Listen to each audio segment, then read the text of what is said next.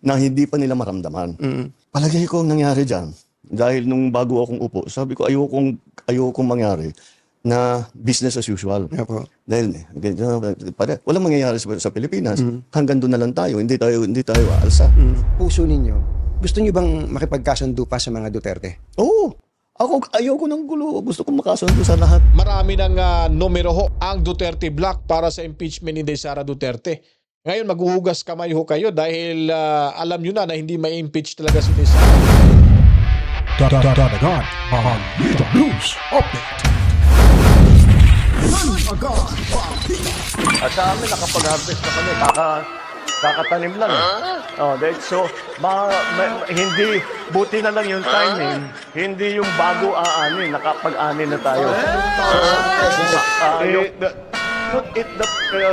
Okay.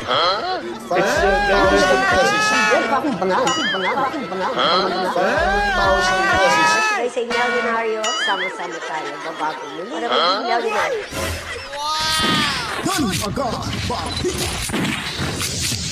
Alright, welcome back mga kabitaan. Magandang buhay. Nagbabalik na naman ho tayo sa ating munting bahay sa programang Danagan Balita Reaction Video News Update. Sana ang lahat ay nasa mabuting kalagayan mga kabitaan.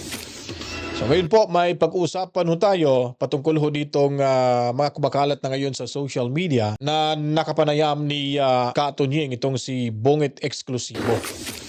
So may pag-aamin ho dito si Bongit na siya po ay isang mahinang leader at inaamin at sinasabi niya na rin or parang sinabi niya na dito na magaling talaga ang Duterte administration. Yun po yung pag-aamin niya dahil gusto niya daw na kakatakutan na.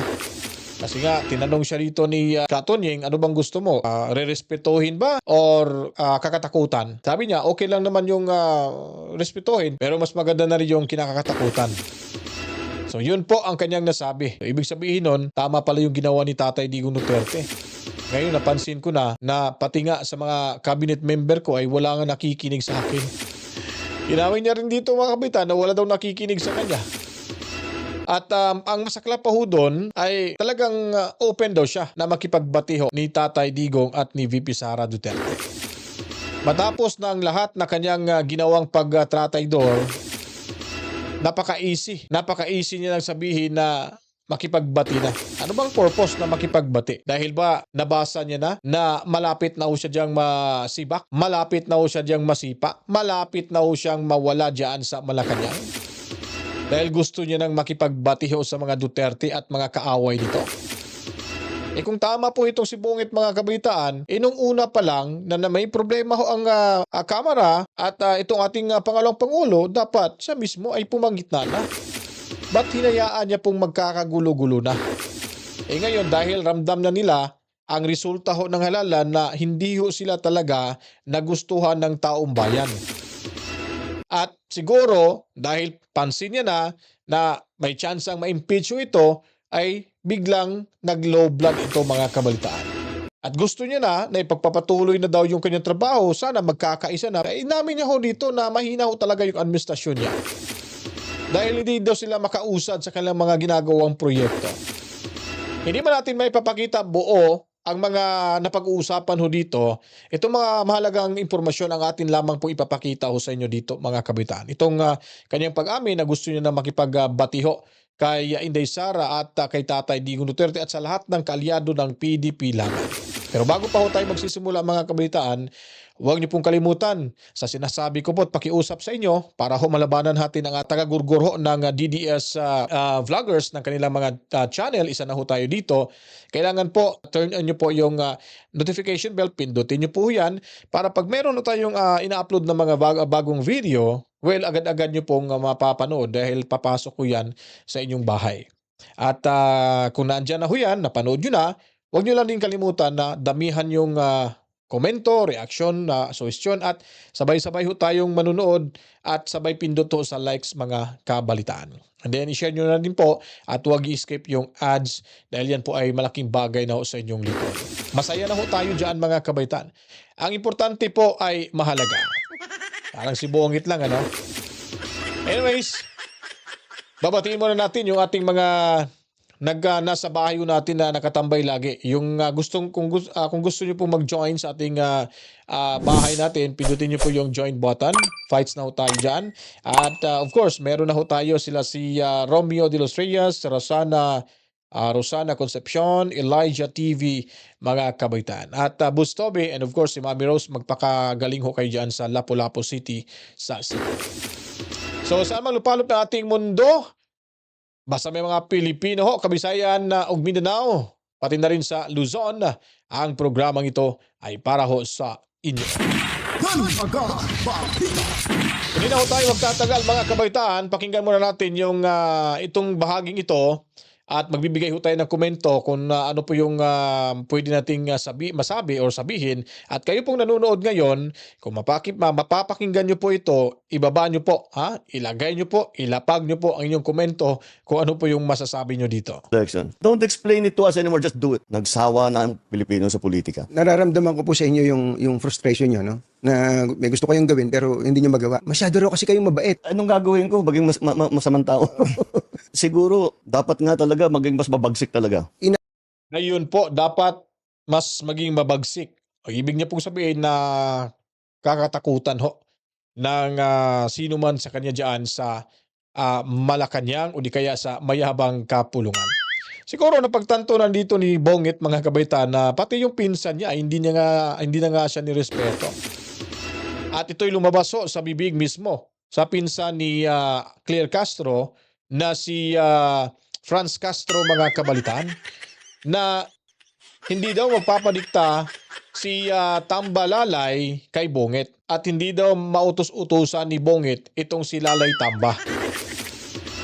So, mantakin nyo po, presidente ho yung itong si Bongit, pero yung isa ay Speaker of the House na pinili lang ho ng kanyang mga kasamang buhaya na umupo dyan para makapangdikwat ho o ng limpak-limpak na bilyong salapi.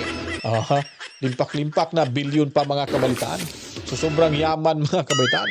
Dahil sa kanyang kahinaan, kaya ho, malakas yung loob ng mga cabinet member niya at itong si Tamba na basta-basta na lang hong hindi ito papakinggan. Siya dito inamin niya na eh.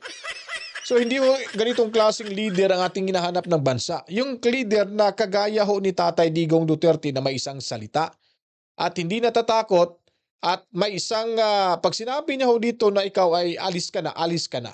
Pag sinabi niya ho na matiterminate ka, marirelieve ka na, itatapon ka sa Mindanao, gagawin at mangyayari ho yan. Pero ngayon, siya pa yung pagsasabihan ng kanyang mga trabahante niya dyan sa Malacanang, sa kanyang cabinet member mga kabalitaan. Kaya ho lechon de leche ho yung ating bansa ho ngayon. Dahil sa walang kakayahan na maging presidente itong si Bongit mga kabalitaan dahil papit lamang ho ito. Or dami lamang ho ito sa mga mapagpanggap na presidente diyan mga kabaitaan sa Malacanang. Naamin niyo po ba na may pagkukulang kayo doon? Oo, ang problema sa malalaking proyekto, di ba, transportation, Medyo matagal eh. matagal talaga. Matagal yan. Sir, wala ba kayong sisibaking gabinete ngayon? Baka mangyari yan. Ang bait niyo, sir. Ha? Ang bait niyo talaga. Bakit? Hindi ko. Kung si Tatay Digong Duterte pa yan, si Baku yan. Itong si Aguirre, di ba? Yung kabrad ni dating DOJ secretary ho. Di ba? Parang nagka-problema ho ito. Ay cabinet member ho ito ni Tatay Diggs. Nagka-problema mga kabaitan.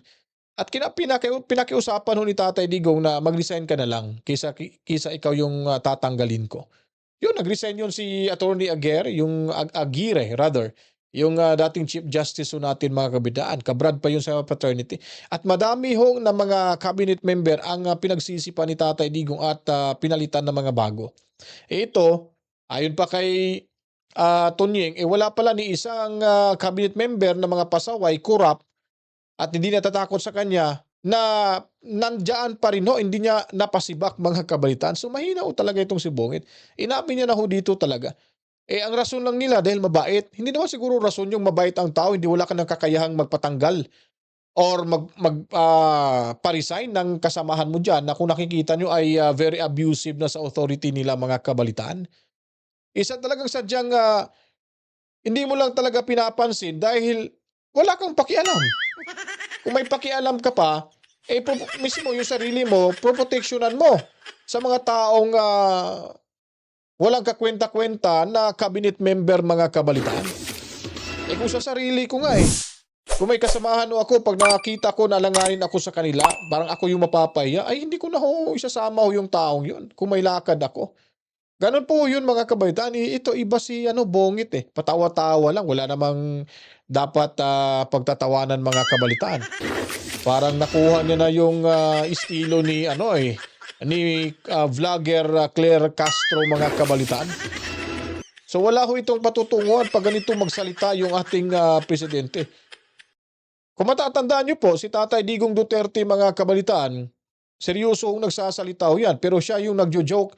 Hindi niyo po makikitang tumatawa si Tatay. Yung mga nakikinig, yung tumatawa. Pero ito, siya yung nagsasalita, naririnig niya yung mga sinasabi niya, siya lang yung pong tumawa, kahit wala namang kahit hindi naman katawa-tawa, mga kabalitaan. Magko-confess ako dito. Kumusta po kayo, Mr. President? Mabuti naman, mabuti naman. Opo. Anong realization nyo na ganito po ang naging resulta po ng eleksyon? May kinalaman po sa administration slate? Para sa akin, I have two conclusions din sa election. Una, nagsawa na ang Pilipino sa politika. Aha. Sawan-sawa na sa politika.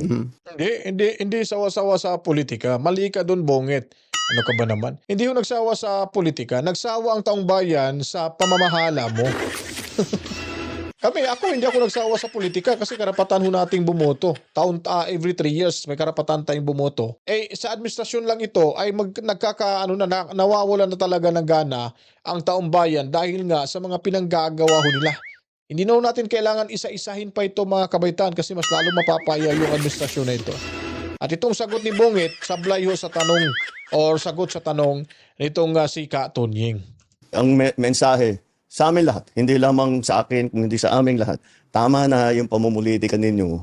At kami naman ang asikasuhin ninyo. Di ba? Binaliktad pa mga kabalitan. Tama na daw yung pamumulitika ninyo.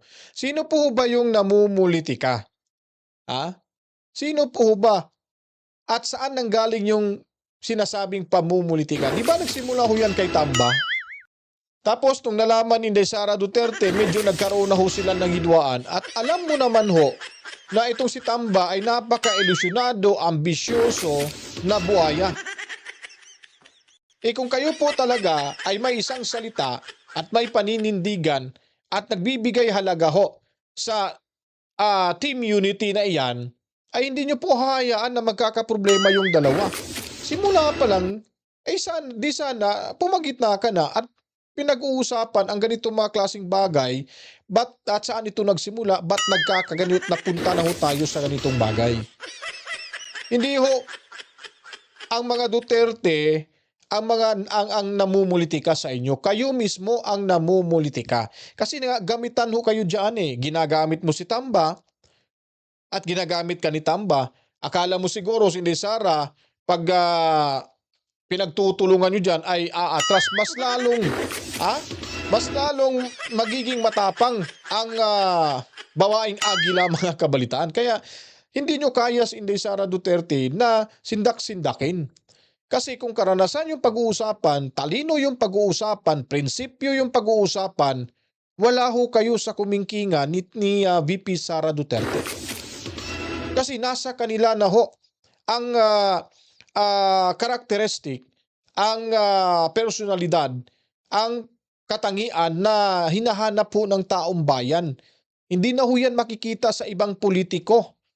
Ang katangian na hinahanap ng taong bayan na may prinsipyo, may pagmamalasakit sa ating bansa, at of course, nangunguna lagi ang taong bayan na bigyan ng pansin at tulungan na malaguho ang kanilang pamumuhay at ang ekonomiya ng bansa ay nasa mga Duterte ho yun.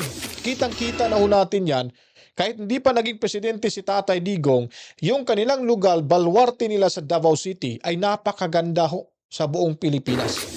Isa sa magandang syudad sa buong Pilipinas. Kung kayo nakapunta kayo ng Taguig, maganda rin yung Taguig City.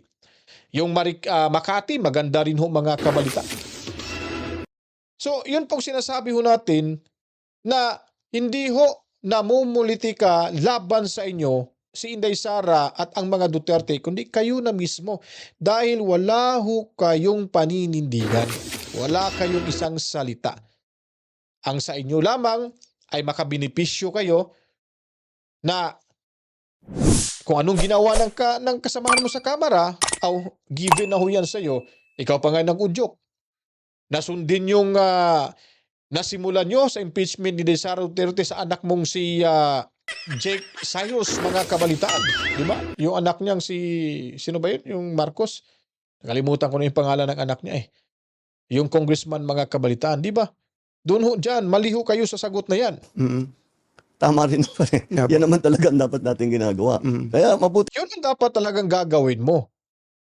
Kasi yung nagsisimula or ang yung pasimuno ng gulo na to ay yung pinsan mong si Tamba. tapos na yung eleksyon, tama na yung politika. Tama na yung politika. Maggawin na natin lahat ng kailangan. Ang dali niya pong sabihin na tama na ho kasi tapos na yung politika. Ganun lang po ho ba? Sasabihin nyo sa ginawa nyo kay Camille Villar na pinapahiya nyo po yung babae? Itinoon nyo po talaga ng kasagsagan ng pangangampanya dahil nakita nyo na si Camille Villar ay wala na ho sa puder ninyo? At saka lumabas pa ho yung issue na yan ng prime water yata yun, mga kabalitaan. Ay yun pa rin, ay sinisiraan nyo na yung pangalan ng mga Villar. At ang mas lalong naapektuhan nito, yung si Camille Villar, dahil siya po ay tumatakbo. Nagkamali lang ho kayo dahil inindorso ito ni Inday Sara Duterte. At yung mga tao na malaki ang tiwala kay VP Sara Duterte, ay sinagot yung kanyang panawagan. Kaya ho, nanalo itong si Camille Villar at si Senador Amy Marcos, yung kapatid mong matino. Wala na hong ibang rason dito, mga kabalitaan. As in, wala na ho talaga. Yung pamumulitika ay nasa bungit administration ho nagsimula, hindi ho sa mga Duterte. Gawin. So nagsawa ang tao. Ano po yung pangalawa? Yung Sabi niyo, pangalawa, korupsyon. disappointed ang tao sa serbisyo ng gobyerno. Totoo. Hindi lang sa serbisyo ng gobyerno. Sa inyong pamamalakad ng administrasyong ito. Hindi lang serbisyo, yung inyong pamamalakad. Kung paano nyo sinira yung imahe ng ating bansa. Dahil kayo ay nagpapauto at nagpapagamit at naggamitan ho kayo, lalo na yung pinsan mo na napakawalang hiya, mga kabalitaan. Nila nararamdaman at masyadong mabagal ang galaw Totoo yun. pagbubuo ng mga project na Ano hindi masyadong mabagal? Kasi nga, inuuna pa ni Tamba yung pera ng taong bayan na madikwat. Yung issue pa nga lang sa budget ng 2025, hindi nyo nga siya makumpronta. Hindi nyo nga siya mapakiusapan at hinayaan nyo lang na nakaupo pa rin dyan sa House of Representatives bilang speaker. So sino pa pang politiko ang matatakot at hindi ho kayo susungayin? Wala na ho kasi wala kayong isang salita.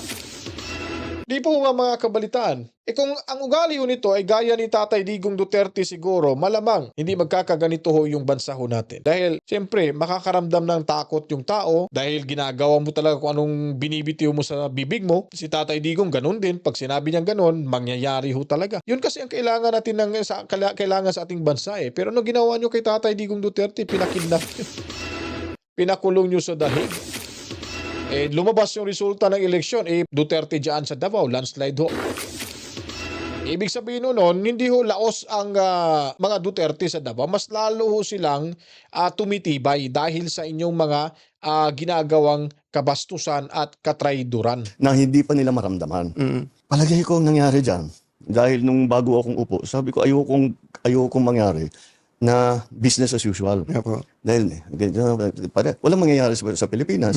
Hanggang doon na lang tayo. Hindi tayo aalsa. Buti nga, naalaman niya na eh. Ngayon, mga kabaitan, natuto na itong si Bongit. So, ang ibig ho natin sabihin, ayaw niya na siguro itong magpadikta. Kasi iniisip niya na parang ako yatang ginawang kengkoy nito nila eh. Yung mga proyektong gagawin natin, hindi nagawa-gawa or hindi magawa-gawa. Yung pera ho na sana magamit ho sa gobyerno at sa taong bayan ay nawawala. Tingnan nyo tuloy, sinong sinisisi? Ako. mas lalo tuloy na humina yung aking liderato. Talagang mahina naman ho kayo talaga. Kahit anong babalik ta rin yung mundo, kahit magagawa kayo ng maraming proyekto sa second round na ito mga kabaitaan, ay hindi na ho. Huli na ho yung papapakitang tao nyo lamang mga kabalitaan. Anyways, hindi natin to dito tatapusin. Proceed ho tayo sa naging paksa ho nila. Yung sinabi yung tanong ni Katunying na gusto ba makipag-reconcile, itong si Bonget mga kabalitaan. Ito, hanapin natin, fast forward ho tayo dito. Puso ninyo, gusto niyo bang makipagkasundo pa sa mga Duterte? Oo. Ayoko ng gulo. Gusto kong makasundo sa lahat ng tao. Oo, ayaw na siya ng gulo mga kabaitaan. Siyempre, ayaw niya na ng gulo. Kasi nga, humina na yung kanyang liderato ngayong second round. Ngayong last 3 years niya mga kabalitaan na manunungkulan ho.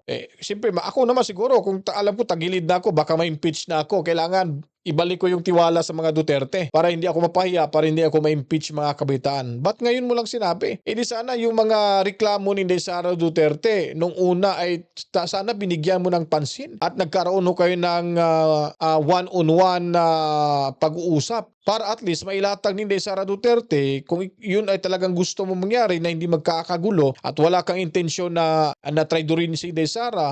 Hindi ho yun mangyayari. Ganun ho sana yung gagawin mo. Papakinggan yung both sides at pag-uusapan at pangaralan kasi nga nakakahiya, team unity, tapos nagkakaganito agad. Ikaw talaga, ikaw yung may ikaw yung nasa mataas na posisyon, ba't hindi mo magawa-gawa na proteksyonan ang inyong napagkasunduan na tinatawag yung team unity? Hinayaan mo lang na magkawatak-watak hanggang napunta na ho sa impeachment. Ngayon, hugas kamay kayo sa impeachment dahil alam nyo na marami ng numero ho ang Duterte Block para sa impeachment ni Sara Duterte.